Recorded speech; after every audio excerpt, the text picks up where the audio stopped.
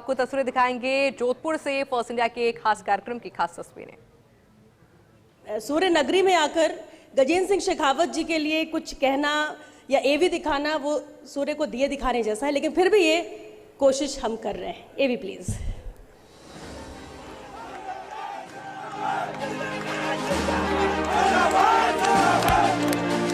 Jodhpur Lok Sabha seat से जीत की hat trick. Modi 3.0 में तीसरी बार कैबिनेट मंत्री। केंद्रीय मंत्री गजेंद्र सिंह शेखावत। बीजेपी के सबसे बड़े रणनीतिकार अमित शाह के करीबी पीएम मोदी की गुड बुक में शामिल। छात्र राजनीति से सियासी सफर शुरू किया।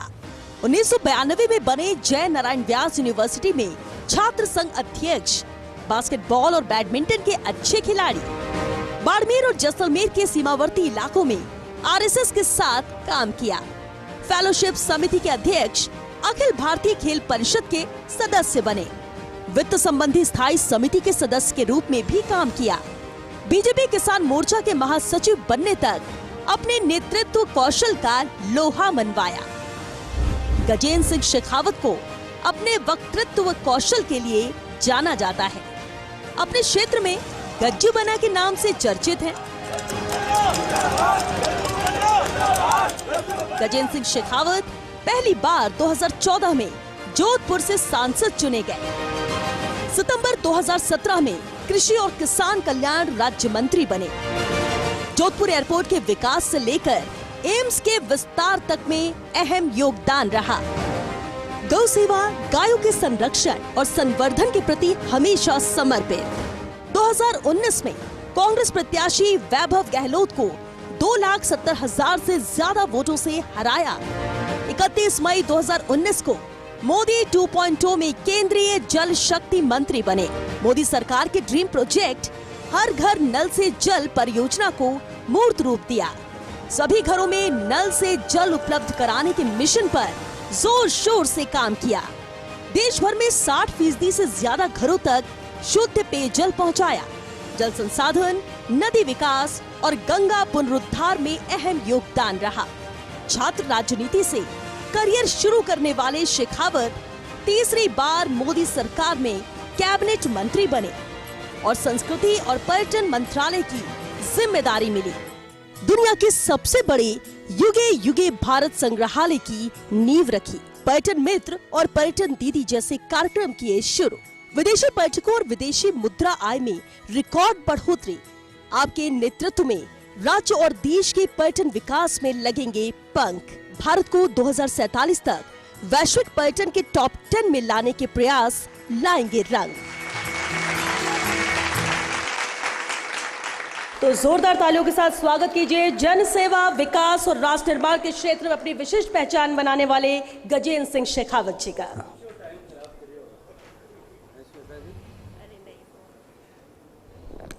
भारत माता की, भारत माता की। मैं जोर हूं बाप जी वास्ते जय बुलाऊं। कई लोगों ने इतनी देर में नींद आने लगी और मैं पवन जी ने, श्वेता जी ने क्यों मेरे को मारो इंट्रोडक्शन जोधपुर में दिखा रहे, क्यों टाइम खराब करो लोगों ने, क्यों खोटी करो। जोराराम जी और बाकी सब लोग जितो गाय माते भाषण दियो, मने लगे कि पवन जी घरे जार जो है लॉन में जाते हैं काले 2 गायां बांध ले और पचे गायां बांधिया पचे मारे भाभी जी रोज पोटा उठार सफाई करें ठाण रही बाप जी जाना अमृत अचलानंद जी बाप जी ने कहूँ आप रहे घरे खाली जगह राख जो आश्रम में आने उठे रहना पड़ी, घरे तो नहीं रहने देवाने। फर्स्ट इंडिया न्यूज द्वारा आयोजित मारवाड़ गौरव सम्मान और गौ सेवकों के सम्मान के इस गरिमामयी कार्यक्रम में मंच पर उपस्थित भगवान का वेश धारण करके समाज को सन्मार्ग पर रखने के लिए अपना जीवन समर्पित करने वाले और भारत की जो संस्कृति हजारों हजारों सालों से निरंतरता के प्रवाह में बह रही, उस निरंतरता को, उस प्रवाह को अक्षुण्ण बनाए रखने की परंपरा के वाहक महामंडलेश्वर सेनाचार्य श्रद्धेय अचलानंद गिरी जी महाराज, मंच पर उपस्थित खेड़ापा पीठ के उत्तराधिकारी और गौ सेवा समिति राजस्थान के सम्मानित अध्यक्ष श्रद्धेय गोविंद राम जी शास्त्री,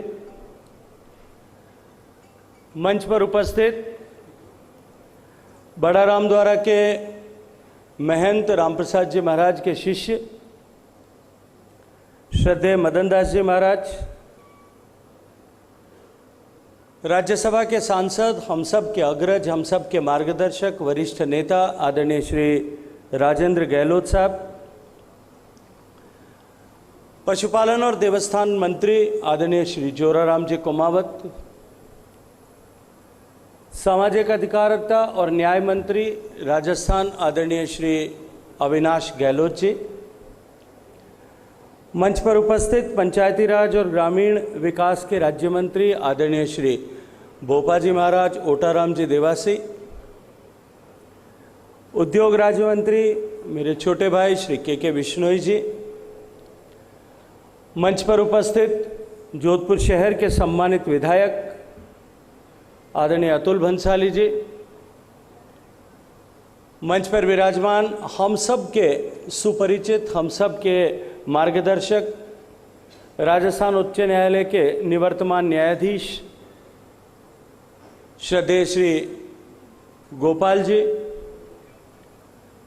मंच पर उपस्थित सीमा सुरक्षा बल के सम्मानित डीआईजी आदरणीय श्री राजपाल सिंह जी, जोधपुर के जिला कलेक्टर श्री आलोक रंजन जी, हम सब के बीच में जिनकी उपस्थिति मैं नहीं जानता कि पवन जी ने उनको किस परिप्रेक्ष्य में यहाँ आमंत्रित किया है, लेकिन जिनका यहाँ होना आज के जो चिंताएं अभी मुझसे पहले जितने भी जो है वक्ताओं ने यहाँ व्यक्त की, और क्योंकि यहाँ गौ सेवकों के सम्मान का कार्यक्रम है और वो चिंता, आप सब की चिंता को मंच ने और चिंता के बारे में, उस चिंता का समाधान करने के लिए सरकार ने जो इनिशिएटिव्स लिए हैं, जो सरकार की सोच है उसके बारे में जो विस्तार से बातचीत की, उस समाधान के परिप्रेक्ष्य में जो एक बहुत महत्वपूर्ण भूमिका का निर्वहन कर सकते हैं या जिनके मार्गदर्शन में, जिनके नॉलेज के जो नॉलेज जिन्होंने अचीव की है, उसके चलते हुए उस दिशा में एक क्रांतिकारी परिवर्तन सरकार और ऐसे अनुभवी लोग मिलकर के ला सकते हैं, ऐसे आदरणीय डॉक्टर ज्योति बंसल जी, मेरे छोटे भाई सीनियर एडिटर श्री जिनेन्द्र सिंह जी शेखावत, इस सभागार में उपस्थित गौ सेवा के क्षेत्र में अपने परिश्रम से, अपने पुरुषार्थ से, अपने त्याग से, सेवा की भावना से, करुणामयी हृदय से, अपने स्वयं के संसाधनों को खपा करके जो भावना, जो भाव अभी सभी वक्ताओं ने व्यक्त किया, गौ की महत्ता के बारे में जो चर्चा की, हमारे देश की सांस्कृतिक परंपरा में गाय के को क्यों करके आदर्श माना गया है, क्यों करके धन के रूप में स्वीकार किया गया, क्यों करके माता के रूप में स्वीकार किया, विस्तार से जो व्याख्यान दिए, उन सब भावों को अपने हृदय में आसीन कर गौ सेवा के लिए समर्पित भाव से निरंतर साधना करने वाले ऐसे सभी सम्मानित गौ सेवकों के श्री चरणों में प्रणाम करते हुए यहाँ उपस्थित सभी महानुभावों को, आप सब उपस्थित आए हैं उसके लिए मैं हृदय से धन्यवाद करता हूं, आप सबका आभार ज्ञापित करता हूं। मित्रों, मैं अपनी बात कहूं उससे पहले मैं फर्स्ट इंडिया न्यूज चैनल का भी आभार ज्ञापित करना चाहता हूं कि उन्होंने ऐसे समसामयिक विषय जो भारत की सांस्कृतिक चेतना के प्रवाह के साथ में जुड़ा है, उस विषय पर, ऐसे प्रासंगिक विषय पर यह कार्यक्रम, ऐसे लोगों के सम्मान का कार्यक्रम यहां आयोजित किया है। और कार्यक्रम में उपस्थित होने के लिए आग्रह कहूंगा, शायद छोटा शब्द होगा, दुराग्रह की सीमा तक जाकर के अपने रिश्तों को की नाजुकता का उपयोग करके मुझे यहां आने के लिए बाध्य करने वाले श्रीमान राजीव जी का भी बहुत सारा प्रणाम करता हूं, इनका भी धन्यवाद करता हूं। ये मोदी जी बुलेट ट्रेन तो अब लेके आए, हमारे राजीव जो है पत्रकारिता की बुलेट ट्रेन। और मैं परम पवन जी को कई बार कहता हूं कि बुलेट ट्रेन जब चलेगी तो वो हर स्टेशन पर नहीं रुकेगी, अहमदाबाद से चलेगी, बड़ौदा रुकेगी और सीधा मुंबई जाएगी। हमारे राजीव की ट्रेन भी ऐसे ही चलती है। ये एक सेंटेंस में कितने, एक मिनट में कितने शब्द बोलता है और एक सेंटेंस में कितने शब्द और अक्षर खा जाता है, ये कोई नहीं समझ सकता।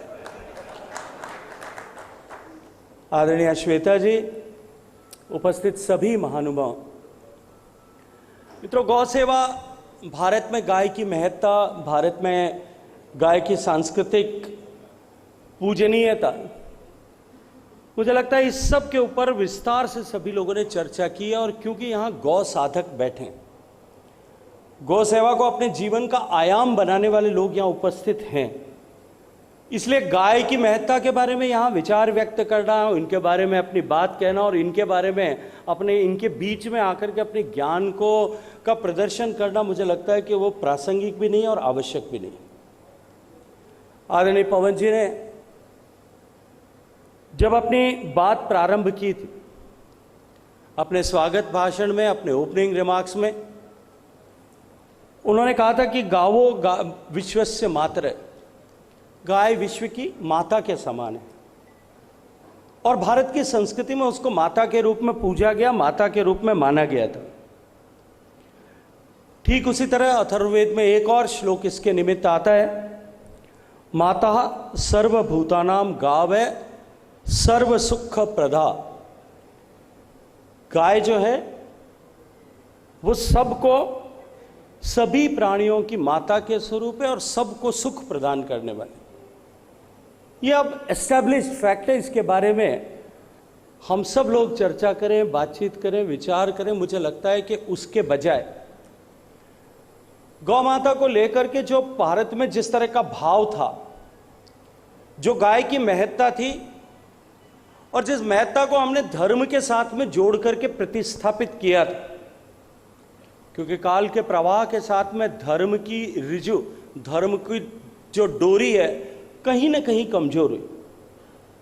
पाश्चात्य संस्कृति के प्रभाव के चलते हुए, भोगवादी मानसिकता के समाज में अधिकता के साथ प्रचुरता के प्रसार के चलते हुए, लोगों की जीवन शैली में परिवर्तन होने के चलते हुए, गाय जिसको एक धन के रूप में स्वीकार किया गया था, गौधन, गजधन, बाज धन और रतन धन खद खान।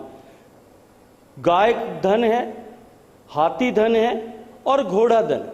सांस्कृतिक रूप से तीन तरह के धन स्वीकार किए गए थे।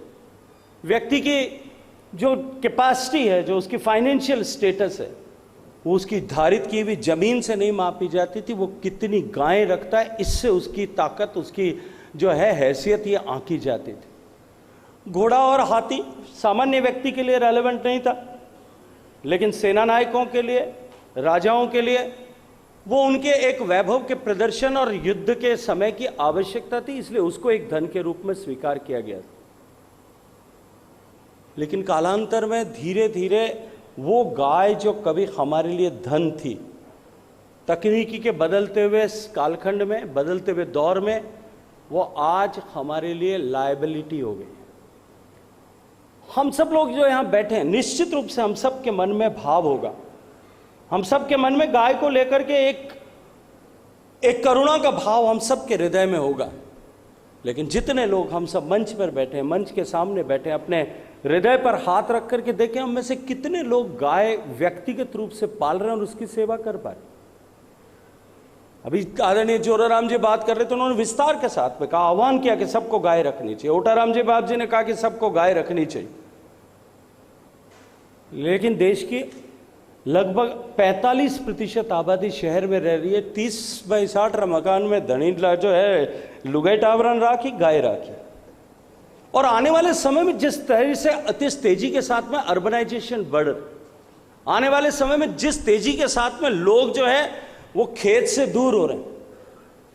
मैं भी कहता हूं कि मैं गाय रखता हूं, लेकिन मैं गाय को जाकर के कितनी बार जाकर के उनको संभाल पाता हूं, कितने दिन में जाकर के उनकी सेवा कर पाता। It's not a commercial venture, वो मेरे लिए व्यावसायिक उपक्रम नहीं है। सिर्फ ठीक है, परंपरा है इसलिए रखा हुआ है, इसलिए चल रहा है, इतने सालों से चल रहा है। कभी हम गाय के माथे थे, कभी अब गाय हमारे माथे है, पर ये प्रवाह चलता रहे, शायद एक आध जनरेशन तक और चल जाएगा, उसके बाद में नहीं चल पाए। इस अर्थ प्रधान युग में हमको गाय की इकोनॉमिक वायबिलिटी को एस्टैब्लिश करना पड़ेगा, तब जाकर के गाय बचेगी। बहुत विस्तार से चर्चा की। अभी जोराराम जी ने बात करते हुए कहा कि ब्राजील में जिस तरह से इन्होंने कहा कि हम ब्राजील से जो है गिर गाय का सीमन लेकर के आए, ये भारत के लिए सम्मान का विषय है या भारत के लिए अपमान का विषय? ये हमारे लिए विचार का बिंदु है। भारत से गौ जो है ब्राजील गाय गई, गिर गाय गई। मुझे कई बार ब्राजील जाने का अवसर मिला, 1996 में, 2000 में, 2007 में, 2014 में, अभी हाल ही में 2025 में, 2026 की शुरुआत में, क्योंकि अभी G20 भारत के बाद में G20 और ब्रिक्स दोनों ब्राजील होस्ट कर रहा था, इसलिए कल्चर मिनिस्टर के नाते जाने का भी सौभाग्य मिला, टूरिज्म मिनिस्टर के नाते भी भारत का प्रतिनिधित्व करने का अवसर मिला। मैं जब 1996 में पहली बार गया था, तब मैंने वहां के एक न्यूज़पेपर में पढ़ा था, क्योंकि वहां भाषा स्पेनिश है, उसको चेंज करना अपने आप में उस समय चुनौती थी। आजकल तो जो है ChatGPT सारा ट्रांसलेशन कर देती है, गूगल का AI ट्रांसलेटर ट्रांसलेट कर देता है, ट्रांसलिटरेट कर देता है। लेकिन मैंने कोशिश की, जो एम्बेसी के लोग थे उनको कहा, ऐसे देख रहा था न्यूज़, उसमें एक आर्टिकल छपा था एक, कि वहां वर्ड मिल्चिंग कंपटीशन हो रहा था। एक गाय एक दिन में कितना दूध देती है, इसका एक कंपटीशन हो रहा था।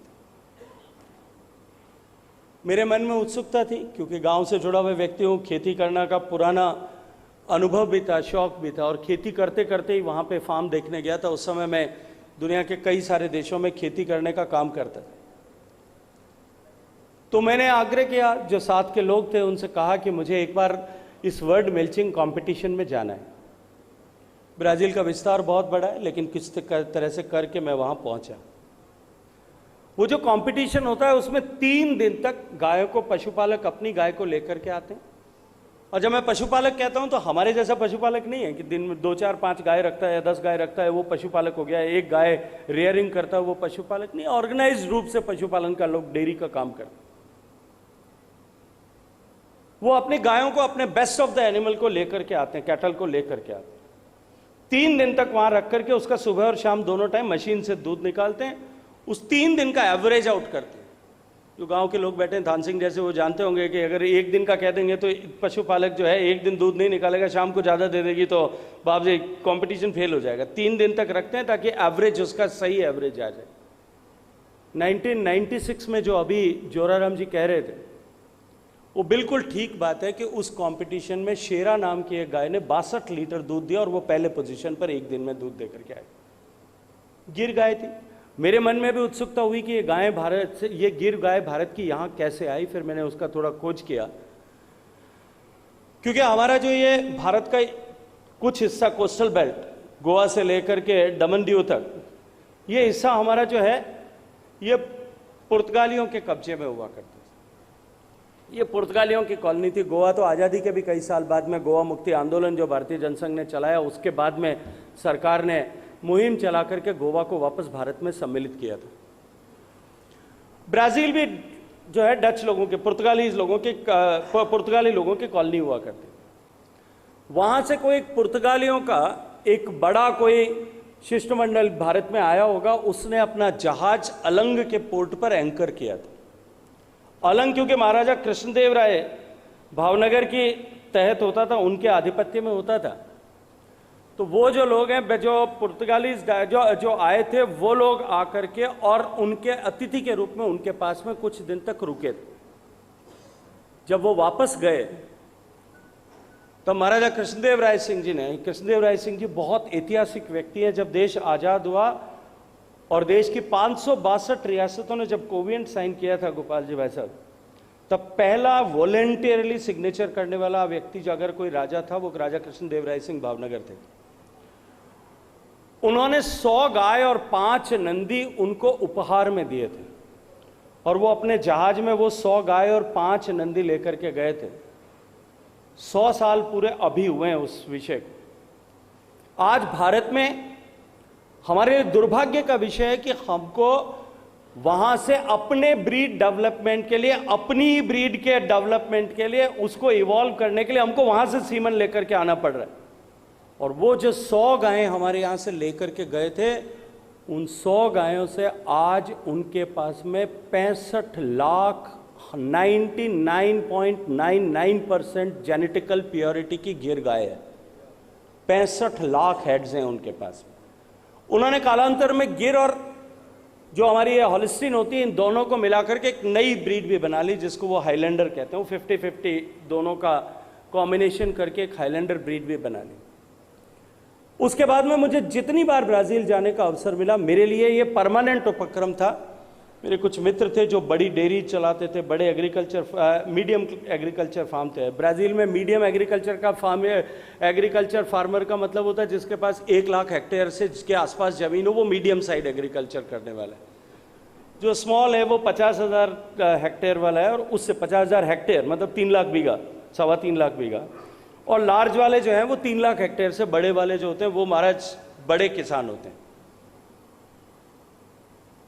ऐसे मेरे वहाँ कुछ मित्र हैं, उनके साथ में मुझे हर बार जाने का। अभी मैं जब लास्टली गया था जनवरी के महीने में, तब भी मैं एक दिन अपना पूरा खर्च करके वापस मेरे जो मित्र हैं उनके फार्म पर गया था। उनके पास में लगभग 12,000 100% प्योरिटी की गिर गायें हैं और लगभग 20,000 हाईलैंडर्स हैं उनके फार्म पर।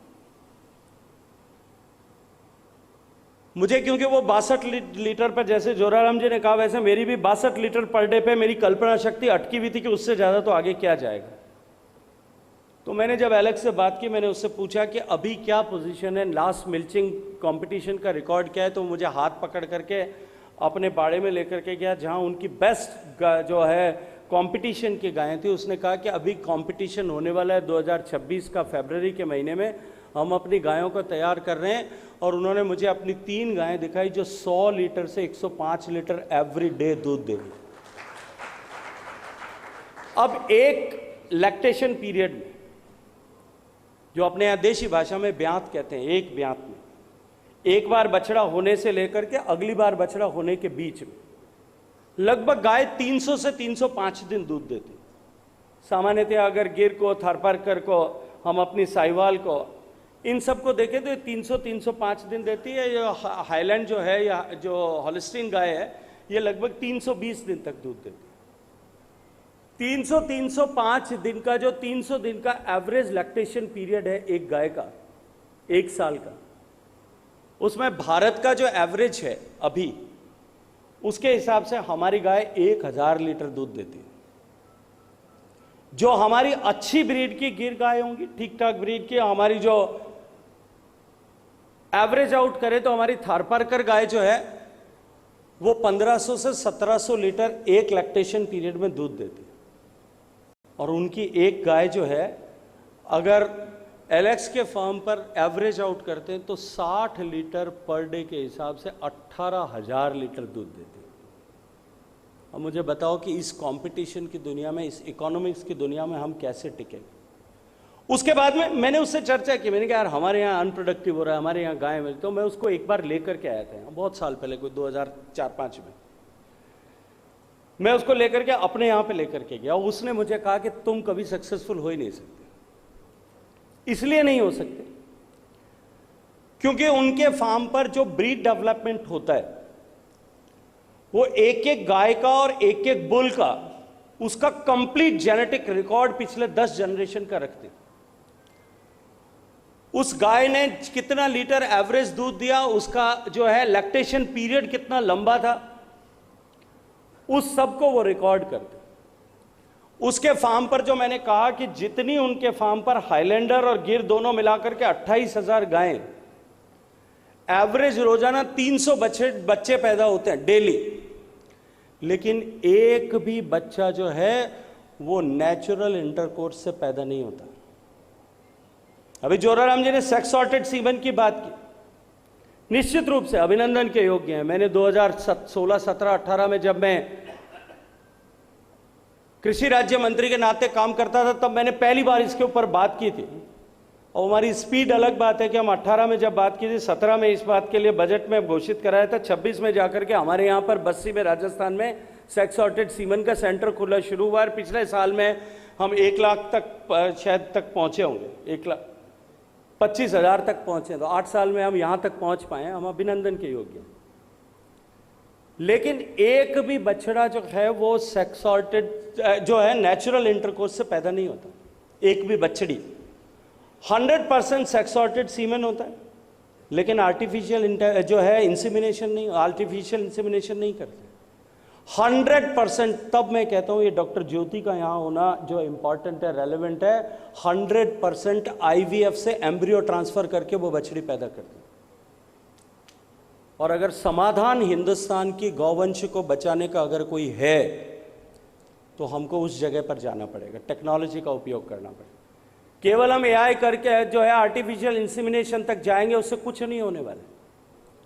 हम उससे 2-4 कदम चल पाएंगे, लेकिन हम गाय माता को वायबल नहीं बना पाएंगे, क्योंकि उनके यहाँ जो वो गाय रखते हैं उनकी इकोनॉमिक्स दूसरी है।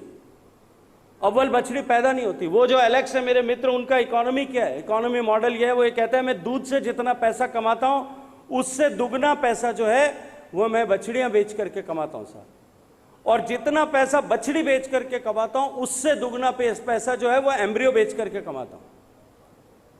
कि बेस्ट जो है बुल का और गाय का कॉम्बिनेशन करके IVF से एम्ब्रियो जो निकाल करके किसको ट्रांसप्लांट करना है वो बेच करके उससे दुगना पैसा कमाता। हमको उस रास्ते पर जाना पड़ेगा, उस मुकाम तक जाना पड़ेगा। मैं आज आप सबकी उपस्थिति में जोराराम जी को एक परिकल्पना देता हूं। थोड़ा समय लगेगा, 5 मिनट लगेगा, पर मुझे लगता है कि वो रेलेवेंट है, आज आवश्यक है। और वो इन सब जितनी भी गौशालाएं चलाने वाले हैं, इन सब के लिए भी बहुत रेलेवेंट और बहुत आवश्यक है, सामयिक भी है, प्रासंगिक भी है। आज आपने जो है गिर का सीमेन इंपोर्ट किया, हमारी अपनी ब्रीड है, थारपारकर का 99.999% जेनेटिक्स का बुल आपको चाहिए, मैं देने को तैयार।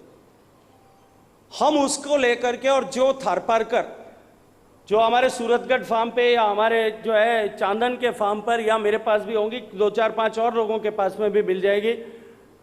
शैतान सिंह जी हैं रावलोद सत्तों के, उनके पास में, ऐसे बहुत सारे लोगों के पास में मिल जाएंगे। प्रेम सिंह जी हैं वरा कंस्ट्रक्शन वाले, उनके पास में भी मिल जाएंगे। जो 20 से 25 लीटर पर डे दूध देती है, ऐसी यील्ड की गाय, उसका एम्ब्रियो ट्रांसफर करने के लिए हमको एक लेबोरेटरी बनानी पड़ेगी, और एम्ब्रियो जनरेट करके मिलियंस की संख्या में क्रिएट करके ये जितने गौपालक हैं इन सब के यहाँ की गायों को कैरियर मदर के रूप में सिर्फ हमको प्लांट करें। हमारी चिंता सिर्फ इतनी होनी चाहिए कि उनको ठीक से जो है IVF उनका हो जाए, और उसके बाद में जब तक वो बछड़ा नहीं देती या लैक्टेट करती है तब तक उसको बेटर न्यूट्रिशन मिल सके। जो हम तकनीकी की बात करते हैं, हम कहते हैं आज अगर नेचुरल इंटरकोर्स से बछड़ियां पैदा होगी 50% तो हमारे लिए अनप्रोडक्टिव मास है, 50% बछड़े हो गए, आज कोई उपयोग नहीं है। क्योंकि बछड़े को जो है पहले बैल की उपयोगिता होती थी, पहले घर में कोई गमी हो जाती थी किसी त्योहार के दिन तो वो ओक हो जाती थी, उस त्योहार को नहीं मनाते, और वापस उसके शुद्ध होने का 2 ही तरीका था, या तो परिवार में बेटा पैदा हो जाए या गाय को बछड़ा पैदा हो जाए। क्योंकि गाय के बछड़े की महत्ता थी, उसके बैल खेती करने के लिए उसकी आवश्यकता थी, जमीन ज्यादा थी, लोग कम थे, खेत ज्यादा बड़े थे, इसलिए नंबर ऑफ बैल रखने पड़ते थे बहुत सारे। मेरे ननिहाल के परिवार में मुझे याद है जो है 50-50, 40-40 बैलों की जोड़ियां रखते थे, तब जाकर के वो अपने खेत जोत पाते। अभी आदरणीय जोगाराम जी ने कहा, मैं आई अप्रिशिएट, मैं इनको बहुत सारा धन्यवाद करता हूं। राजस्थान की सरकार ने यह तय किया कि 30,000 रुपए हम बैल से जो खेती करेगा उसको देंगे। जब ये बात कर रहे थे तो मैंने पवन जी को कहा, मैं किसी ने खेत पे काम किया हो तब उसको समझ में आएगा कि ये 30,000 रुपए जो है ये कभी प्रासंगिक नहीं हो सकता। इसलिए नहीं हो सकता कि 2 बैल लेकर के अगर आदमी पालेगा, उसका एक बैल का एवरेज खर्चा, मंथली खर्चा जो है वो 7 से 8 हजार रुपए होता है। 2 बैल की जोड़ी रखेगा, 15,000 रुपए खर्च होगा। मैं कहता हूं 10,000 रुपए भी किसान खर्च करेगा, साल में लाख रुपए खर्च करेगा, 1.25 लाख खर्च करेगा, 30,000 आप दोगे, 90,000 का बोझ उसके माथे पे मंड जाए। और उसके बाद में 1 बीघा में उम्र काटे साहब, एक आदमी अठों बीर वेर उठे जाओ 135 फुट चालना पड़े। 135 फुट का मतलब होता है 40-45 पाउंडा चाले जब वो पहुंचे, 45 कदम चलता है तब जाकर के वहां पहुंचता है किसान। एक बार में 135 फीट चलता है तब एक लाइन खिंचती है, फिर दूसरी बार वापस आता है तो एक लाइन खिंचती है। पूरे 1 बीघा के खेत में उसको 13 किलोमीटर पैदल चलना पड़ता है। हम बैल का तो दे देंगे, 13 किलोमीटर चलने के 1,000 रुपए में लेबर नहीं मिलती, उसको कैसे लाएंगे? वो गैप हम पूरा कैसे करेंगे? इसको कैसे वायबल बनाएंगे? ये जितने लोग पशुपालक बैठे हैं यहाँ पे, गौ पालक बैठे होंगे, इनके बछड़ों से कितने नंदी जाए बैल से खेती करते हैं, मुझे एक भी बता दे। नहीं कर सकेंगे कभी भी, क्योंकि उसके लिए अब वो एक्यूमेंट नहीं बचा, वो लेबर नहीं बची। इसलिए हमको पहला काम ये करना पड़ेगा कि हम ये नेचुरल नंदी पैदा होने पर किस तरह से तकनीकी का उपयोग करके इस पर ब्रेक लगा दें। मुझे याद आता, मैं जब सीमा जन कल्याण समिति में काम करता था तो एक बार हमारे जो मार्गदर्शक थे, हमारे जो मेंटोर्स थे, उन्होंने कहा भाई साहब एक नंदीशाला खोलनी चाहिए। मैंने रामदेवरा में हमने एक नंदीशाला खोल दी। जिस दिन खोली थी उसी दिन शाम को शुरू की, उस दिन शाम को आसपास के सारे गांवों के लोग आकर के छोड़ गए, 5,000 हो गए। अब उन 5,000 को माने चारों भी चरणों पड़े और बबलू माने रोज माने लड़ाई भी मिटानी पड़े। खोदा लड़े रोज अठीन उठीन एक दूसरा ने तोड़ करा कहें, रोज जो है बाढ़ तोड़ दे, रोज जो है जाड़ लगाओ माने तोड़ दे। तो ये कभी हमको will have to think differently, हमको अलग तरह से सोचना पड़ेगा। फिर क्या होता है कि वो एलेक्स मुझे कहता था तुम्हारा अनवाइबल इसलिए कि 50% तो तुम्हारा लाइबिलिटी है जिसका कोई उपयोग नहीं। उनके यहाँ तो क्योंकि उनकी संस्कृति अलाउ करती है, एक गिर का बैल जो है, एक गिर का बैल जो होता है, उनका सांड होता है 250 किलो, उनके लिए जो है वो भोजन है, वो उसको उपयोग करते हैं। हम तो वो हो नहीं सकता हिंदुस्तान में। जो बचा हुआ 50% हिस्सा है उसमें पहले 2 साल तक गाय ब्याती नहीं है, बछड़ी होती है। क्यों महाराज? तो 2 साल आप भी गौशाला चलाते हो, 2 साल तक तो वो बचिया है, इसलिए अनप्रोडक्टिव है। फिर उसके बाद में 365 दिन के में से 300 दिन दूध देती है, 65 दिन, 300 दिन का 65 दिन, लगभग जो है 20% टाइम वो फिर अनप्रोडक्टिव है। फिर बुढ़ापे के लास्ट के 4 साल वो जो है हमारे लिए उपयोगी नहीं है, दूध देना बंद कर दिया, बयाना बंद हो गई, जब तक हम छोड़ तो नहीं सकते, फिर वो अनप्रोडक्टिव है। हम अगर 30% जानवर से या 25% रेवेन्यू अर्न करने वाले असेट से 75% लायबिलिटी को या 70% लायबिलिटी को चलाना चाहें, वो कभी चल सकेगा क्या? इसलिए हमको इस मॉडल को बदलना पड़ेगा, सरकारों को इसके ऊपर काम करना पड़ेगा, जनप्रतिनिधियों को उसके ऊपर काम करना पड़ेगा, और ये बंसल साहब जैसे लोगों को भी इसमें मदद करनी पड़ेगी। बंसल साहब, आपने IVF चलाया, मैं आपसे कहना चाहता हूं सरकार की मदद कीजिए, वेटरनरी साइंस के लोगों को साथ जोड़ करके हम किस तरह से एटलीस्ट डिवीजन हेडक्वार्टर पे एक IVF इस तरह का खड़ा कर सकते हैं। मैं आपको इसका कंप्लीट इकोनॉमिक मॉडल दे सकता हूं, मेरे पास समय नहीं है, नहीं तो मैं खुद इस इकोनॉमिक मॉडल खड़ा कर सकता हूं। 150 करोड़ रुपए की लागत से 4,000 गायों के साथ में इस तरह का एक मॉडल 4 साल में खड़ा किया जा सकता है। और उसकी बबलू बिजनेसमैन आदमी है, दोनों ये बैठे हैं, दोनों तो के विश्नोई साहब भी और अतुल बंसाली जी।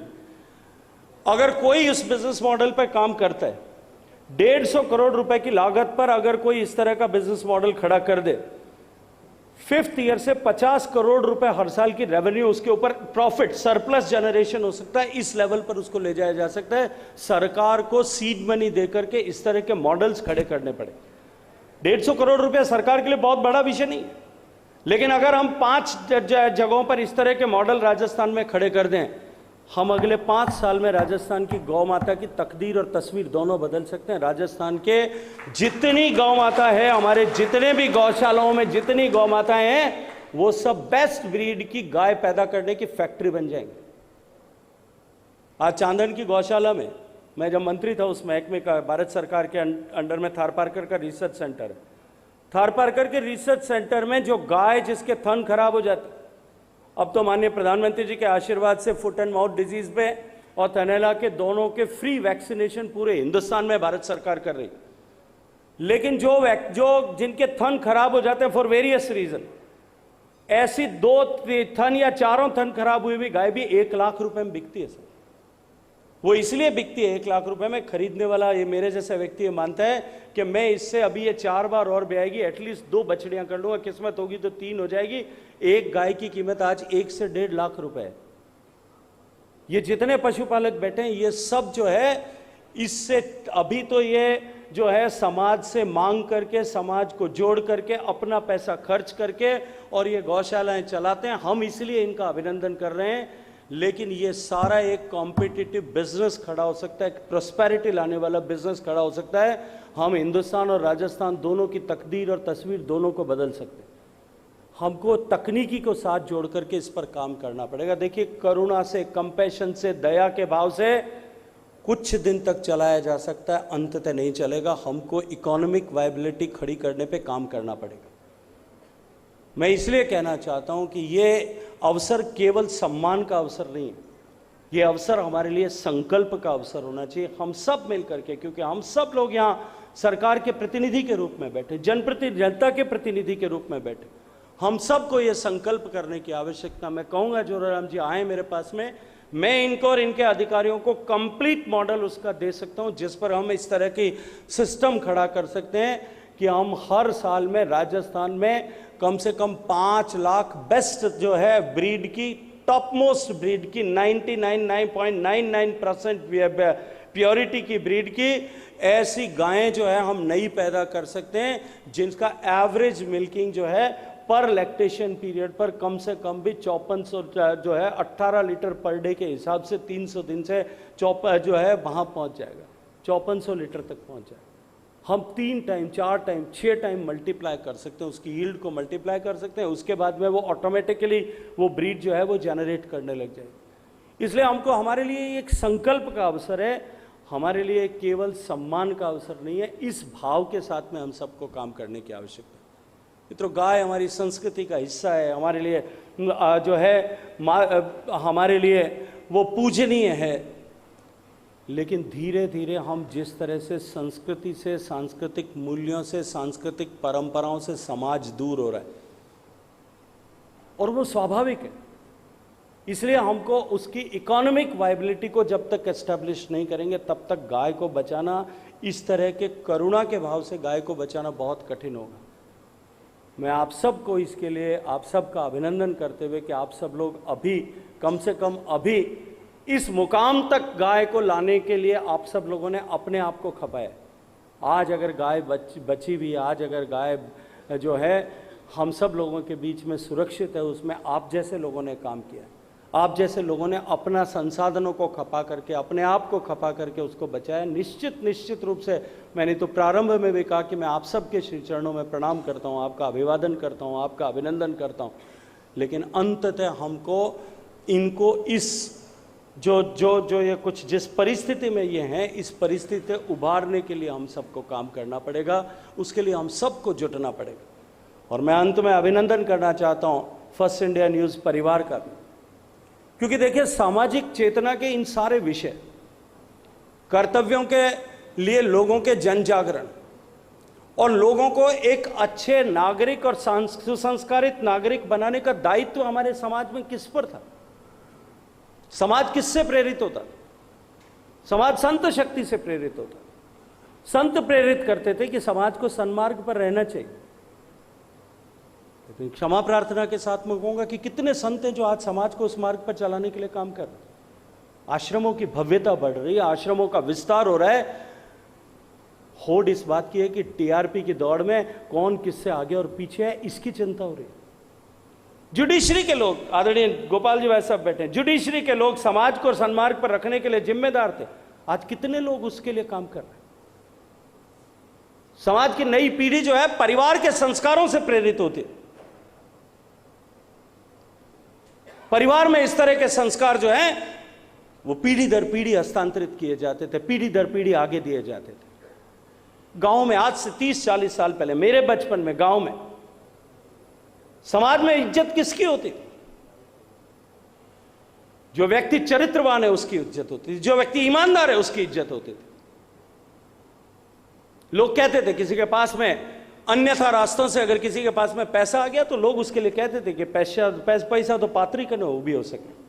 उसकी इज्जत नहीं थी, उसकी प्रतिष्ठा नहीं थी। गांव में प्रतिष्ठा अगर किसी की थी तो चरित्रवान की, शायद गरीब मास्टर होगा, मंदिर का पुजारी होगा, गांव में एक छोटा सा व्यक्ति होगा, उसकी पूजा, उसकी जो है महत्ता थी।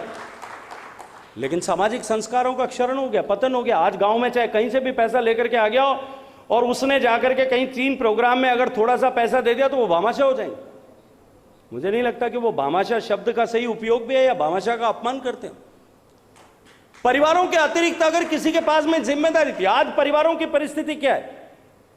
गांव से ज्यादा परिवारों की परिस्थिति क्या है? परिवार में पहले माँ जो है, इस मारवाड़ की धरती पर तो कहते थे पूत से सिखावे पालने मरण बढ़ाई माए, इला ने देनी अपनी हलरी हुलराए। अपने बच्चे को जो है जन्म पैदा होता था तब पालने में झुलाते थे, तब कहते थे कि अपनी धरती और अपने संस्कार नहीं देने हैं, नहीं छोड़ने, और इन सब के लिए मर जाना श्रेष्ठ है। ये संस्कार बचपन से देते। आज परिवार में कोई देता है? एक पिताजी के 2 बच्चे हों अगर समाज में, घर में एक बच्चा होगा जो कोई समझदार होगा, अतुल बंसाली साहब जैसा, इन्होंने बिल्कुल ईमानदारी से क्लास में जाता होगा, पढ़ाई करता होगा, अच्छे बच्चे की तरह रहता होगा, काम करता होगा, सिंसियर होगा, कोई डांट दे तो चुपचाप सुन करके आ जाता होगा। दूसरा बच्चा बबलू के जैसा होगा, के जैसा, अपने पढ़ो लिखना नहीं, अपने तो सेटिंग कर पास की करो ना, इन्हीं कार्रवाई करनी। मैं ये बच्चा था तब से जानता हूं, इसलिए कह रहा हूं, मेरे छोटा भाई है इसलिए। तो ऐसा होगा। अभी अप्रिशिएट किसको करेंगे? आज परिवार में पिता अप्रिशिएट किसको कहता? मारे वो मोटड़ो है, अतुल सर जैसा, मारे मोटड़ो हो तो भोले है, बट छोटड़ो है वो उस्ताद है, आप काम कर रहा है, छाछ रे बोतल देर नंबर लिया। क्या इस तरह से संस्कारों का संरक्षण हो सकता है? परिवारों ने यह काम छोड़ दी। अखबार लिखते थे इसके ऊपर, पुराने जमाने का अखबार उठा करके देख लीजिए, अखबार लिखते थे कि संस्कार बने रहने चाहिए समाज में। आज अखबार और टीवी चैनल भी, मैं पवन जी कहूंगा और इस क्षमा प्रार्थना के साथ मैं कहना चाहता हूं कि वो भी सरकारों के गुणगान यशोगान करने के अतिरिक्त उन्होंने भी उस भाव को छोड़ दिया। समाज में टीचर करता था, टीचर की ये रिस्पॉन्सिबिलिटी होती थी, टीचर लोगों में इनकलकेट करता था संस्कार के भाव को, संस्कारों के साथ में जोड़ना है, प्रकृति के प्रति, पर्यावरण के प्रति, परिवार के प्रति, राष्ट्र के प्रति, समाज के प्रति, संस्कारों के प्रति आपका क्या उत्तरदायित्व है, ये टीचर सिखाता था, गुरु सिखाता था। अभी गुरु सिखाते क्या? वो बेचारा जनगणना करने से ऊपर नहीं आता, वो करेगा क्या? उसके पास में पढ़ाने के अतिरिक्त सब तरह का काम। इसलिए जो इंस्टीट्यूशंस थे, ये सारे इंस्टीट्यूशंस जो हैं, इन्होंने समाज में इस काम को छोड़ दिया, इस काम को बंद कर दिया। इसलिए ये संस्कारों की यात्रा जो है ये बाधित हो गई। जो 10,000 साल तक भारत के से भी ज्यादा का भारत का जो है साइंटिफिकली वैलिड इतिहास है, सांस्कृतिक परंपरा है, और हमारी वैदिक मान्यता के हिसाब से लाखों साल पुरानी हमारी जो परंपरा, पीढ़ी दर पीढ़ी इन सारे इंस्टीट्यूशंस ने जिस तरह से अपनी भूमिकाओं का निर्वहन किया, उसके चलते हुए वो जो बची रही, वो जो बनी रही, वो परंपरा बाधित हो गई है। वर्तमान में उस परंपरा समाप्त हो गई। उस परंपरा को पुनर्स्थापित करने के लिए सबको कर्तव्य भाव के साथ में काम करना पड़ेगा। तब नरेंद्र मोदी जी कहते हैं कि आई हैव टू लर्न, अब हमको अपने समाज में ड्यूटी के भाव को एस्टेब्लिश करने के लिए भी काम करना पड़ेगा।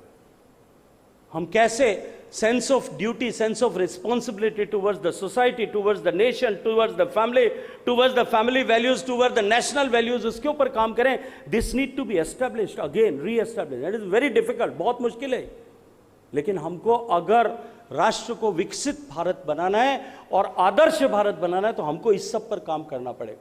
इसलिए गाय के प्रति चेतना के साथ साथ में संस्कार के प्रति चेतना, क्योंकि संस्कारों के प्रति, सांस्कृतिक परंपराओं के प्रति, सांस्कृतिक मान्यताओं के प्रति और हमारी सभ्यता के मानबिंदुओं के प्रति यदि भाव पैदा करना है तो गाय तो उसमें ऑटोमेटिकली आ जाएगी। गाय, गंगा, गौरी, गीता, गायत्री। आज बात कर रहे थे, अब शायद आदरणीय अविनाश जी कह रहे थे कि दुनिया में जितना पानी है उसमें से पोर्टेबल वाटर केवल 3% है।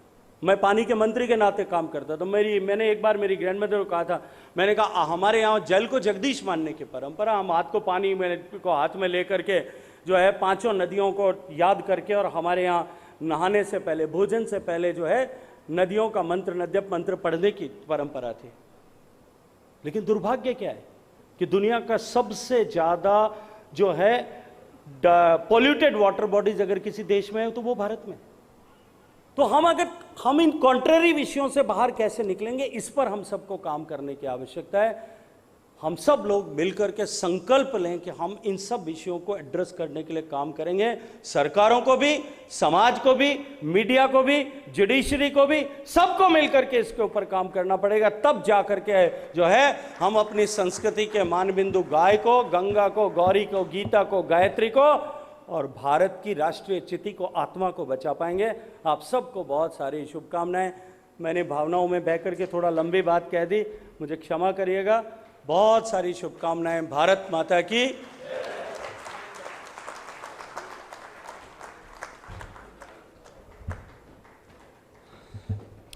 माननीय गजेंद्र सिंह शेखावत जी, आपके ओजस्वी एवं प्रेरणादायी उद्बोधन के लिए हम आपका हृदय से धन्यवाद करते हैं। आपके विचार हम सभी के लिए प्रेरणा और मार्गदर्शन का स्रोत बने रहेंगे। लेकिन वक्त का पता नहीं चला सही मायने में, और हम सिर्फ आंकड़ों में उलझे कि क्या वाकई में हम सिर्फ गाय के संरक्षण संवर्धन की बात करते हैं। दूसरी तरफ हम ये कहते हैं कि विज्ञान है, टेक्नोलॉजी आगे हर क्षेत्र में उसका इस्तेमाल करना पड़ेगा आगे बढ़ने के लिए। तो फिर कभी सोचा क्यों नहीं कि गाय को बचाने के लिए, इसकी नस्ल को और मजबूत करने के लिए भी इसका इस्तेमाल किया जा सकता है।